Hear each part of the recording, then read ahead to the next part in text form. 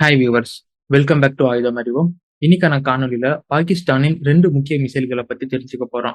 ஒன்னு, சீனாவால் பாகிஸ்தானுக்கு express delivery செய்யப்பட்ட PL-15 அப்படிங்கிற ஏர் to air long range missile மற்றும் பாகிஸ்தான் தானே சொந்தமா உருவாக்கி அதை சோதனை செய்து வெற்றியும் கண்ட அப்டெலி அப்படிங்கிற SRBM short range ballistic missile.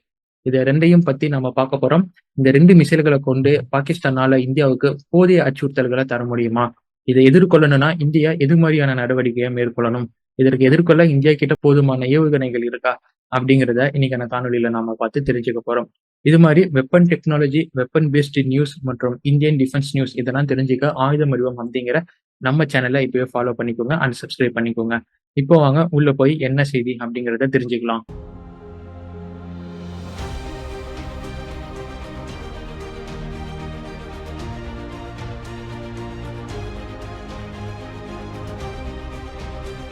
போன வாரம் பாகிஸ்தானியர்களால் வெளியிடப்பட்ட JF-17 வீடியோல ஒரு மிசைல் ரொம்பவும் சஸ்பீஷியஸா தென்பட்டது. அந்த போர் விமானத்தின் 2 வெப்பன் கேரேஜில் சைனாவின் heart of the aerial dominance அப்படின்னு சொல்லப்படும் PL-15 long range air to air missile பொருத்தப்பட்டிருந்தது. பாகிஸ்தானிடம் இருக்கும் J-10 மற்றும் J-17க்காக ஷார்ட் ரேஞ்ச் காம்பேக்ட் மற்றும் லாங் ரேஞ்ச் காம்பேக்டுக்காக PL-10ங்கிற ஒரு ஷார்ட் ரேஞ்ச் மிசைலும் PL-15E அப்படின்னு சொல்லக்கூடிய லிமிடெட் ரேஞ்ச் கண்ட்ரோல்டு செய்யப்பட்ட ஒரு long range air to air மிசைலும் தான் பாகிஸ்தானுக்காக சைனா வழங்கியிருந்தாங்க. பாகிஸ்தானும் இதை தான் ப்ரொக்யூர் பண்ணாங்க. ஆனா இப்ப வெளியிடப்பட்ட அந்த போட்டோல திடீர்னு PL-15, அதாவது சைனா மட்டுமே எக்ஸ்க்ளூசிவா பயன்படுத்தக்கூடிய PL-15 long range air to air missile Pakistan கிட்ட இருப்பது கொஞ்சம் அதிர்ச்சி தரக்கூடிய செய்தியா தான் நமக்கு இருந்தது. இதை பத்தி டீட்டெயில் தான் நம்ம இன்னும் டெப்தா ஃபோக்கஸ் பண்ணும் போது தான் சைனா அவங்க ஏர்ஃபோர்ஸுக்காக ஸ்டாக் பண்ணியிருந்த ஸ்டாக் பாயில இருந்து இந்தியாவுக்கு எதிராக சண்டை செய்யறதுக்காக பாகிஸ்தானுக்கு அவங்களுடைய சைனா மட்டுமே எக்ஸ்க்ளூசிவா பயன்படுத்தக்கூடிய PL-15ங்கிற long range air to air மிசைலை பாகிஸ்தானுக்கு ஒரே நாள் எக்ஸ்பிரஸ் டெலிவரியா கொடுத்துருக்காங்க. எக்ஸ்பிரஸ் டெலிவரினா ஒன்றும் இல்லைங்க, இவங்க காலையில கேட்டாங்கன்னா அன்னைக்கு நைட்டுக்குள்ள இவங்க டெலிவர் பண்றது தான் எக்ஸ்பிரஸ் டெலிவரி. இதை ஒரே நாள்ல இவங்க பண்ணியிருக்கிறாங்க. ஏன்னா சீனா தனியாவே இந்த J-10 J சீரிஸ் போர் விமானங்களுக்காக பயன்படுத்துறதுக்கு ஒரு லாங் ரேஞ்ச் மிசைலுன்னு PL-15E எக்ஸ்போர்ட் அப்படின்னு தனி வேரியண்ட்டை உருவாக்கி 100ல இருந்து ஒரு 180 கிலோமீட்டர் ரேஞ்ச் வரைக்கும் போவோம் அப்படின்னு ஒரு மிசைலை இவங்க கொடுத்துக்கிட்டு இருக்கிறாங்க. அதே அவங்களுக்கு அப்படின்னா PL-15 அப்படின்னு 300 கிலோமீட்டர் போகக்கூடிய கெப்பாசிட்டி உள்ள மிசைலை அவங்களுக்குன்னு வச்சிருந்தாங்க.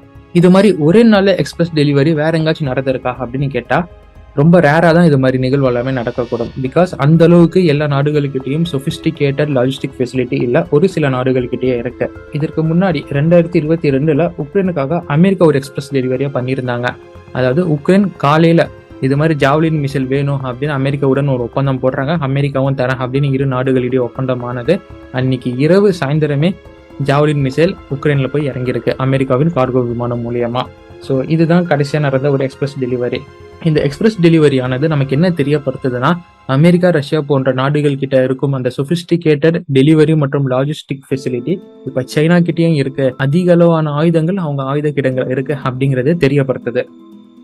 ஓகே, இந்த PL-15 மிசைல் ஆனது டியூயல் ஸ்டேஜ் சாலிட் ப்ரொபலன்ட்டுடன் AESA ரேடாருடன் வரக்கூடியது வித் 2-வே data link facility. Which means இது வெறும் டேட்டாவை வாங்குறது மட்டும் இல்லாம இது டேட்டாவை டிரான்ஸ்மிட் பண்ணக்கூடியது. நம்ம ஒரு பக்கம் டார்கெட்டை லாக் பண்ணி மிசைலை லான்ச் பண்ணுவோம். ஆனா அந்த மிசைல் கரெக்டா லாக் பண்ண டார்கெட்டை நோக்கி தான் போகுதா, மிட் கோர்ஸ்ல பார்த்தா மாத்தணுமா அப்படின்னு ரியல் டைம் டேட்டாவை அந்த லான்ச் பண்ண இடத்துக்கு கண்ட்ரோல் சென்டருக்கு தரும். இதுதான் இந்த 2-வே கம்யூனிகேஷன், 2-வே டேட்டா லிங்க் அப்படின்னு சொல்லுவோம். இதை கொண்டு மிசைல் பாத் அந்த ட்ரெஜெக்டரியை நம்மளால ஆல்டர் பண்ண முடியும். பிளஸ் ரேஞ்ச் ஆனது ஏற்கனவே சொன்ன மாதிரி தான் மோர் தென் 300 கிலோமீட்டர் அப்படின்னு இவங்க சொல்றாங்க இந்த PL-15க்கு. இப்ப பாகிஸ்தானுக்கு சைனா கொடுத்திருப்பது இந்தியாவுக்கு எதிராக பயன்படுத்தக்கூடிய பிரம்மாஸ்திரம் அப்படின்னு தான் சொல்லணும். எஸ், இந்த PL-15 is capable to attack and counter India. இந்த மிசைல் ஆனது அமெரிக்காவின் AIM-120Dக்கும் மற்றும் யூரோப்பியன் மீட்டியர் அப்படிங்கிற long range air to air மிசைலுடன் கம்பேர் பண்ணக்கூடிய அளவுக்கு தான் one of the deadliest air to air மிசைலா உலக அளவுல குளோபலி இது ஐடென்டிஃபை அண்ட் ரெகக்னைஸ்டு பண்ணப்பட்டிருக்கு. இதை வச்சுட்டு இந்தியாவின் சுகை Su-30 MKI போன்ற முதுகெலும்பா இருக்கும் போர் விமானங்களையும் பாகிஸ்தான் ஏர்ஃபோர்ஸால் ஈஸியா டேக் டவுன் பண்ண முடியும் அப்படிங்கிறது தான் ஆன் பேப்பர்ல இருக்கக்கூடியது. பட் இதுல ஒரு ஜோக் என்னன்னா, J-10 அதுல இருக்கும் ரேடார், J-10ல டிஃபால்ட்டா ஒரு ரேடார் வரும் இல்லைங்களா, அந்த ரேடாரால எவ்வளவு தூரம் எனிமியை டிடெக்ட் பண்ண முடியும், அதோடைய ரேஞ்ச் எவ்வளோ அப்படின்னு பாத்தீங்கன்னா 100ல இருந்து 120 கிலோமீட்டர் ரேஞ்சு தான். அதோடைய 100லிருந்து 120 கிலோமீட்டர் சுற்று வட்டாரத்துக்குள்ள ஒரு போர் விமானமோ ஒரு ஏரியல் த்ரெட்டோ இருந்துச்சுன்னா அது அந்த போர் விமானத்தின் ரேடார்ல டிடெக்ட் ஆகும். அதே JF-17 அதுல பாத்தீங்கன்னா மேக்சிமம் 170, சரி 180ன்னு வைங்க, 180 கிலோமீட்டர் அந்த ரேடியஸ்குள்ள ஒரு த்ரெட் இருந்துச்சுன்னா இதனால கண்டுபிடிக்க முடியும். ஆனா இப்ப இந்த ஏர் டு ஏர் மிசைல் ஆனது எவ்வளவு ரேஞ்ச் சொல்றாங்க, 300 கிலோமீட்டர் அப்படின்னு சொல்றாங்க. என்னாலேயே 180 கிலோமீட்டர் வரைக்கும் தான் பார்க்க முடியும். நான் எப்படி 200 கிலோமீட்டர் ரேஞ்சு கொண்ட மிசைலை அதுல இருந்து பயன்படுத்த முடியும்? ஸோ ப்ராக்டிக்கலாக பார்த்தா என்னால் 200 கிலோமீட்டர் ரேஞ்சு கொண்ட மிசைலே நான் வச்சிருந்தாலும் அதை என்னால் 180 கிலோமீட்டர் ரேஞ்ச் வரைக்கும் தான் பயன்படுத்த முடியும். ஏன்னா பியாண்ட் விஷுவல் ரேஞ்சாக இருந்தால் கூட எனிமி எங்கே இருக்கிறான்னு தெரியாமல் நான் அந்த 200 கிலோமீட்டர் ரேஞ்சை 180 கிலோமீட்டர் தாண்டி அனுப்புனா அது எங்கே போகுது என்ன பண்ணுது அப்படின்னு எனக்கும் தெரியாது. அந்த பக்கம் ஜெட்டு இருக்கா இல்லையா அப்படிங்கிறது எனக்கும் தெரியாது. ப்ராக்டிக்கலி இங்கே பார்த்தோம்னா PL-15 என்னதான் 300 கிலோமீட்டர் ரேஞ்சு கொண்ட மிசைலாக இருந்தாலும் பாகிஸ்தானால் அதை வெறும் மேக்ஸிமம் 150 கிலோமீட்டர் ரேடியஸ்குள்ள தான் பயன்படுத்த முடியுங்கிறது தான் உண்மை. சரி, அந்த 150 கிலோமீட்டர் ரேஞ்சுக்குள்ள சப்போஸ் சுகோய் Su-30 MK-I6ன்னா அவங்களால டேக் டவுன் பண்ண முடியும்னு சொன்னியப்பா அப்படின்னு கேட்டா, ஆமாங்க டேக் டவுன் பண்ண முடியும். ஆனா நம்ம விமானப்படை அவ்வளோ ஈஸியாக டேக் டவுன் பண்ண விட்டுருவாங்களா என்ன? PL-15 கம்பேர் பண்ணக்கூடிய AIM-120D மற்றும் மீட்டியார் அப்படிங்கிற ஒரு ஸ்கேலை நாம வச்சுதான் சொல்லியிருந்தோம். இப்ப அந்த ஸ்கேல்ல இருக்கக்கூடிய மீட்டியார் மிசைல் நம்ம கிட்ட இருக்கு. இது நம்மளோட ரஃபேல பொருத்தி J-10 மற்றும் JF-17க்கு எதிராக கவுண்டர் பண்ண நம்மளால பயன்படுத்த முடியும். இது இல்லாம அஸ்ட்ரா MK-2ஆலையும் PL-15 ஈஸியா அழிக்க முடியும். பட் இது டெஸ்டிங் ஃபேஸ்ல தானே இருக்கு அப்படின்னு பாகிஸ்தான் மற்றும் சைனா ஓரளவுக்கு பேசிட்டு இருந்திருப்பாங்க. நமக்கும் தெரியுது டெஸ்டிங் ஃபேஸ்ல தான் இருக்கு. ஆனா இந்த PL-15 டெலிவரி செய்யப்பட்ட செய்தி கேட்ட பிறகு ஒரு சில நாட்கள்லயே DRDO ஒரு செய்தியா சொல்றாங்க, Astra MK-2 ready for use, limited series ப்ரொடக்ஷனுக்குள்ள நாங்க போறோம் அப்படின்னு அறிவிப்பு கொடுத்திருக்காங்க. லிமிடெட் சீரிஸ் ப்ரொடக்ஷன்ல இருந்து ஒரு சில மிசைல்கள் நம்மளுடைய சுகோய் Su-30 MK-I நாங்க தரப்போறோம் அப்படின்னு ஒரு குண்டை தூக்கி போட்டுறாங்க. கண்டிப்பா இந்த செய்தியானது பாகிஸ்தான் மற்றும் சீனாவிற்கு பேரிடிய தரக்கூடிய செய்தியா தான் இருக்கும். இந்த PL-15 தூக்கி சாப்பிடக்கூடிய ஒரு மிசைல் நம்ம கிட்ட இருக்கு அப்படின்னு சொன்னா நீங்க நம்புவீங்களா? Scalp missile are it known as storm shadow.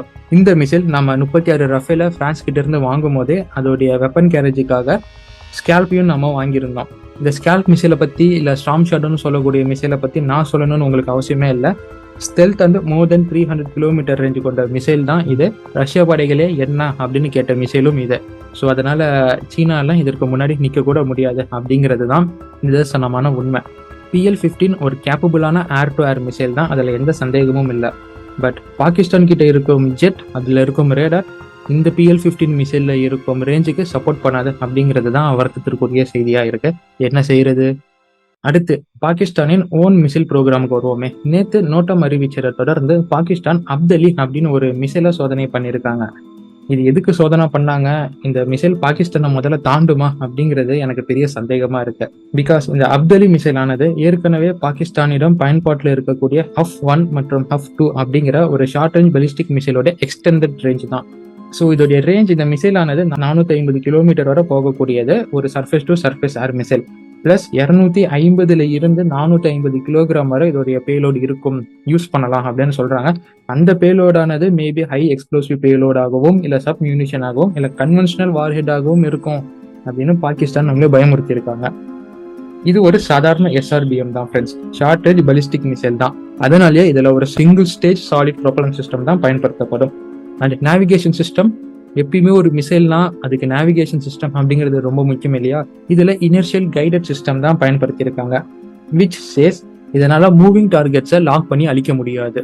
இது கூட ஒன்னா GPSஓ இல்ல சைனாவின் நேவிகேஷன் சிஸ்டமான பெய்டுவோ ஏதோ ஒன்று அடிஷ்னல் பொசிஷனிங் சிஸ்டம் இருந்தால் மட்டுமே இந்த மிசைல்னால மூவிங் டார்கெட்டை லாக் பண்ணி அழிக்க முடியும். நாட் ஒன்லி இந்த மிசைல், இனர்ஷியல் கைடட் சிஸ்டம் இருக்கக்கூடிய மிசைல் எல்லாத்துலயுமே ஒரு அடிஷ்னல் பொசிஷனிங் சிஸ்டம் பயன்படுத்தியிருப்பாங்க. இதற்காக அப்படின்னு கேட்டீங்கன்னா அக்யூரசி எரரை கரெக்ட் பண்ணவும் இந்த மிசைல் மூவிங் டார்கெட் மற்றும் மெனியூவர் பண்றதுக்கும் யூஸ் பண்ணுவாங்க. ஆனா இந்த மிசைல் இனர்ஷியல் கைடட் சிஸ்டம் மட்டுமே பயன்படுத்துது. IGS உள்ள மிசைலின் ரேஞ்ச் எக்ஸ்டெண்ட் ஆக அதோடைய அக்யூரசி அடிவாங்கும். இதை எப்படி சொல்லணும்னா, இது ஹஃப்ட் அப்படிங்கிற மிசைல்ல இருந்து வந்தது இல்லையா, அதனால HUF-1ல வரும் அக்யூரசி HUF-2ல இருக்காது. இந்த பலிஸ்டிக் மிசைல் அதாவது ஏவும் போது அதை டார்கெட் லாக் பண்ணும்போது கரெக்டா அக்யூரஸியா இருக்கும். ஆனா டவுன் ஃபேஸ்ல போகும்போது இதனால மெனியூவர் பண்ண முடியாது. ஸோ ஈஸியாக அதோடைய ப்ரொஜெக்டில் நம்மளால ஐடென்டிஃபை பண்ணி ரீகால்குலேட் பண்ணி ஒரு இன்டர்செப்டர் ஏவி அதை பஸ்மமாக்க முடியும். ப்ளஸ் டார்கெட் மூவ் ஆனால் அது இதனால் ஐடென்டிஃபை பண்ண முடியாது. அங்கே டார்கெட் இருக்கா இல்லையான்லாம் தெரியாது. நீ இதானே லாக் பண்ண, நான் இங்கே தான் போவேன் அப்படின்னு அது போவோம். சரி, அப்படி லாக் பண்ண டார்கெட்டாச்சும் அக்யூரஸியாக அடிக்குமா அப்படின்னு பார்த்தா இதோடைய டிஃபால்ட் அக்யூரசி எரர் ப்ராப் ஆனது 150 மீட்டர் அப்படின்னு சொல்கிறாங்க. ஸ்டாட்டிக்காக ஒரு டார்கெட் இருந்தாலும் அதை லாக் பண்ணி இதை ஏவுனா கூட 150 மீட்டர் எரர் ப்ராப்ல தான் இதை அடிக்கும், முன்னையோ பின்னையோ போய் அடிக்கும் அப்படின்னு இவங்க சொல்ல வராங்க. அப்போ இவங்க ஸ்டாட்டிக் டார்கெட்டை லாக் பண்ணும் போதே ப்ளஸ் ஆர் மைனஸ் 150 மீட்டரை வச்சு தான் இவங்க லாக் பண்ணணும். அந்த இன்புட்டை தான் இவங்க கொடுக்கணும். அப்போ தான் இந்த மிசைல் ஓரளவுக்காச்சும் கிட்ட போய் அடிக்கும். சப்போஸ் டார்கெட் சுருங்க இதோடைய எரர் அக்யூரசி ஆனது இன்னும் அதிகமாக போயிட்டே இருக்கும். இது வேற உங்களுக்கு ஒரு பெரிய பிரச்சனை. இப்போ இந்த மிசைலை தான் பாகிஸ்தானியர்கள் வெற்றிகரமாக சோதனை பண்ணியிருக்கிறோம் அப்படின்னு அறிவிச்சிருக்காங்க. இது மூலியமா இந்தியாவுக்கு வேற அவங்க எச்சரிக்கை கொடுத்துருக்குறாங்க. இந்த மிசைலை லான்ச் பண்ணால் ஃபர்ஸ்ட் இது எந்த ஆக்சிடென்ட்டும் இல்லாமல் பாகிஸ்தானை தாண்டி வெளியே வருமா அப்படிங்கிறதே பெரிய கேள்விக்குறியாக இருக்குது. அதை மீறி வெளியில் வந்தாலும் கொசு அடிக்கிற மாதிரி இந்தியாவின் இன்டர்செப்டார்ஸ் இதை பொசுக்கி தள்ளிட்டு போயிட்டே இருப்பாங்க. ஸோ இப்படிப்பட்ட மிசைல் பாகிஸ்தான் இப்போ சோதனை பண்ணியிருப்பது தேவையா? நீங்களே சொல்லுங்கள். அந்த இன்வெஸ்ட்மெண்ட் பண்ண காசை எடுத்து அவங்க மக்களுக்கு ஏதோ ஒரு உதவி பண்ணியிருந்தாலும் மேலே இன்ஃப்ராஸ்ட்ரக்சரை மேம்படுத்தி இருந்தாலும் ஏதோ ஒரு பிரயோஜனமாக இருக்கும். ஒன்றுத்துக்கு இல்லாத மிசைலை சும்மா ஏவுனா இறங்கி அடிக்கக்கூடிய ஒரு மிசைலை இவங்க உருவாக்கிட்டு அதை இவங்க டெஸ்ட் பண்ணிட்டேன், இந்தியாவை பொழக்க போகிறோம், இந்தியாவை பொசுக்க போகிறோம் அப்படின்னு கமெண்ட் அடிக்கிறதுலாம் என்ன அப்படின்னு எனக்கு தெரியல. இன்னைக்கு நம்ம பாகிஸ்தானுக்கு தரப்பட்டு முக்கியமான மிசைலை பற்றி நம்ம பார்த்துருக்கோம், ஒரு சாதாரண மிசைலை பற்றி பார்த்துருக்கோம். இதை பற்றின கமெண்ட் என்ன அப்படிங்கிறத நீங்கள் கமெண்ட் பாக்ஸில் போடுங்க. இது போன்ற பல காணொலிகள் உங்களுக்கு வேணுமா, வெப்பன் டெக்னாலஜியில் நீங்கள் இன்ட்ரெஸ்ட்டாக இருக்கிறீங்களா அப்படிங்கிறதையும் உங்கள் கமெண்ட்டில் நீங்கள் போடுங்க. அதை பொறுத்து நம்ம ஃபர்தராக வீடியோ எப்படி கொண்டு போகணும் அப்படின்னு நம்ம டிசைட் பண்ணி நம்ம வீடியோ போடலாம். மீண்டும் அடுத்த பதிவில் நான் சந்திக்கிறேன். அதுவரை ஆயுதம் அறிவோம் சேனலை சப்ஸ்கிரைப் பண்ணி நம்மளுடன் இணைஞ்சிருங்க. Until it's signing off from ஆயுதம் அறிவோம் and stay tuned for next video. நன்றி, வணக்கம்.